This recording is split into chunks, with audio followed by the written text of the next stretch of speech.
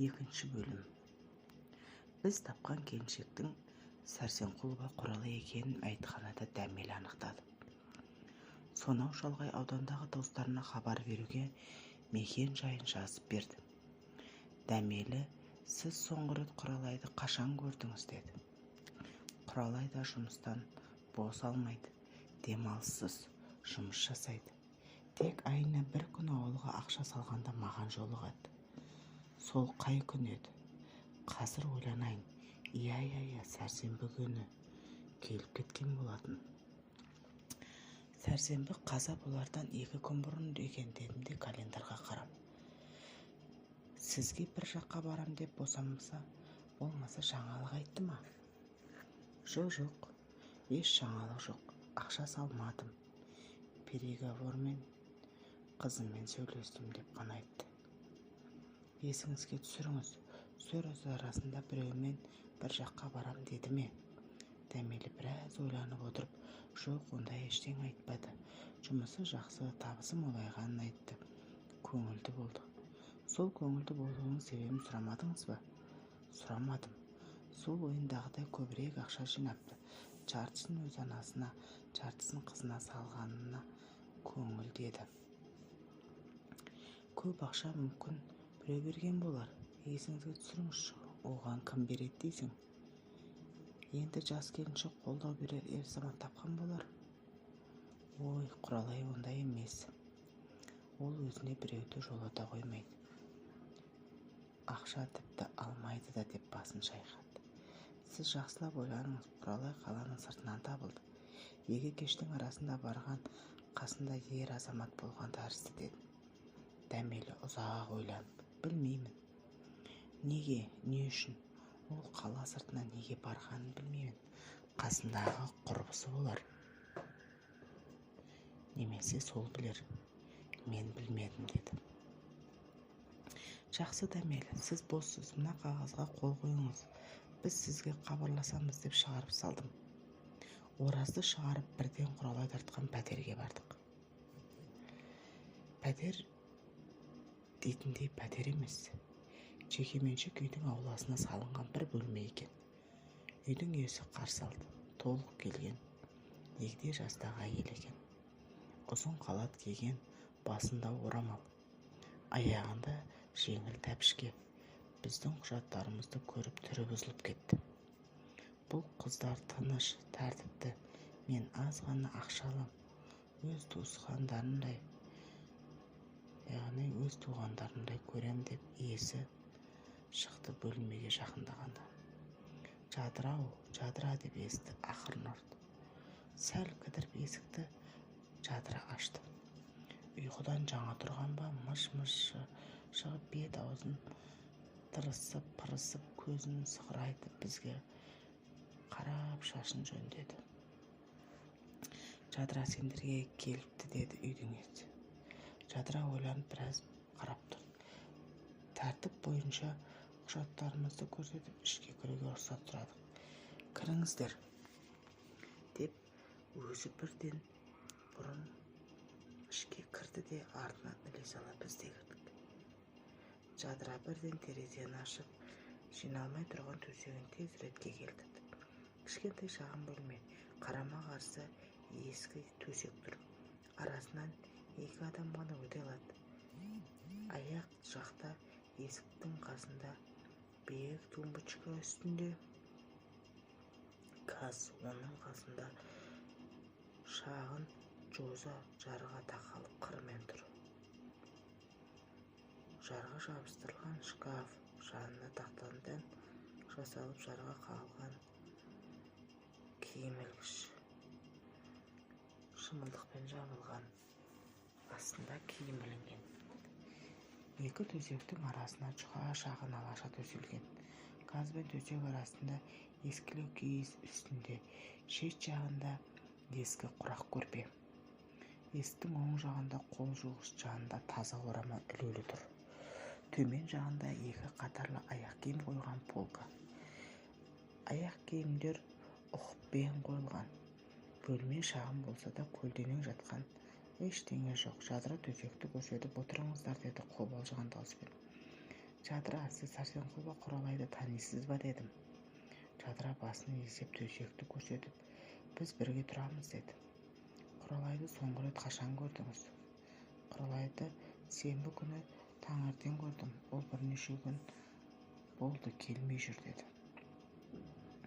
Құрбыңыз үйге келмепті, неге дей салмадыңыз? Мен сенбі таңертең өз жұмысыма, ол өз жұмысына кеттік. Мен бір тәулік жұмыста болдым. Жексенбі күні таңертең келіп күні бойы ұйықтап, қайта бір тәулік екінші жұмысыма кеттім. Мен оны келіп жүр деп ойлағам. Біз бірге тұрсақ та бір-бірімізді сирек көреміз. Кейде мен жұмыстан келгенде ол кетіп қалады, кейде ол жұмыстан келгенде мен кетіп қалам. Құралайдың келмей жүргенін бүгін қожайын апай айтты. Бір шаруалар шыққан болар деп ойладым. Шаршап тұрғам, жата қалғам. Кешке қайта түнгі кетем деді қинала қорқа сөйлеп. Түсінікті деп жан-жағына қарады. Құралайдың төсегінің жанына фотосуреттер іліп қойыпты. Ер адамның мойны асылып күлімдеп тұр. Келесі фотода ақтөй көйлекпен күйеуімен қол ұстасып отыр. Үшінші фотода құндақтаулы сәбиге мейірім төгіп қарап, төртінші фотода кішкене қызбен аймалысып отыр. Тесіліп ұзақ қарап Құралайдың әдемілігіне сүйсініп кеттім. Ағай, Құралайға не болды деген Жадыраның даусы ойымды бөлді. Жадыра, өкінішке орай, біз Құралайдың өлі денесін таптық, деді бағанадан бері есіктің көзінде тұрған Ораз. Жадыра бұрын үйдің иесі шошып баж ете қалды. Жадырадан бұрын үйдің иесі шошып баж ете қалды. Ол Ораздың артында тұр еді. Жадыра естігеніне сенбей мелшиіп тұрып қалып еді. Үй иесі қасына жетіп барды. Жако, саған не болды, деді иығынан ұстап. Жадыра сұп-сұр болып төсекке отыра қалды. Өлі денесі қалай, қай жерден таптыңыздар, деді үйдің иесі. Жадыра, сіз сөйлей аласыз ба, дедім. Ол ақырын басын изеді. Қарсы төсекке отырдым да Жадыраға мұқият қарадым. Жадыра өте арық, келте шашты, жағы шығыңқы, кең маңдайлы, үлкен шұңқыр көзді, мұрны пұшық келген, шошақ ерінді сары қыз. Сұрланып, қанын ішіне тартып демалмай отырған сияқты. Сәл дірілдейтіндей. Жадыра, мені естіп тұрсыз ба, дедім. Сәл даусымды шығарып, ол ойлы көзбен маған түк түсінбеген кейіппен қарады да, нақты Құралай ма? Оған сенімсіз бе деп орнынан ұшып тұрып Құралайдың жастығының астын бір көтеріп, сосын көрпесін аударып жіберіп, матрас астынан бірдеңе тапты ма, сәл кідіріп тұрды да жылдам бұрылып, міне құжаты осында, оны қалай таныдыңыздар деп қаттырақ айтып жеке куәлігін ұсынды. Көзінде бір үміт бар. Мен куәлікті алып оқыдым да, Жадыра, отырыңыз, сізге қояр сұрақтарымыз бар, сізге де қоямыз, дедім үй иесіне қарап. Жақсы, деп ол да мұңды жасаураған көзімен қарап төсекке отырды. Жадыра ақырындап төсектің шетіне дәрменсіз күйде сылқ ете қалды. Басы салбырап, кеудесі селкілдеп жылап жіберді. Суды қайдан алуға болады, деді Ораз. Үй иесі шкафтың қасын меңзеді. Енді байқадым, газ тұрған тумбочкаға мен жосаның арасында шағын шелек бар екен.